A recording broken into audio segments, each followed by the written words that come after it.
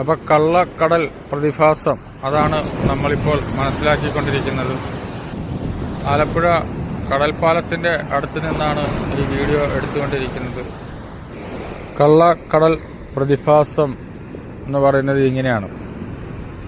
കടലിലെ ആ വെള്ളം ഏറെ ഇറങ്ങിയായിരിക്കും ഉണ്ടാവുക. അതേസമയം അതിൻ്റെ തിട്ട ഇങ്ങനെ ഉയർന്നിങ്ങനെ നിൽക്കും, ഒത്തിരി ഉയർന്നു നിൽക്കുന്നതായിരിക്കാം.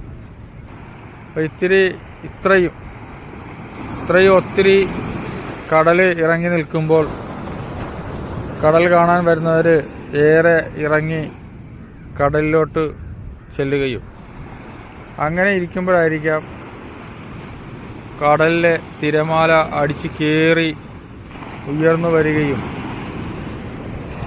വലിയ നഷ്ടം സംഭവിക്കുകയും ചെയ്യുന്നത്.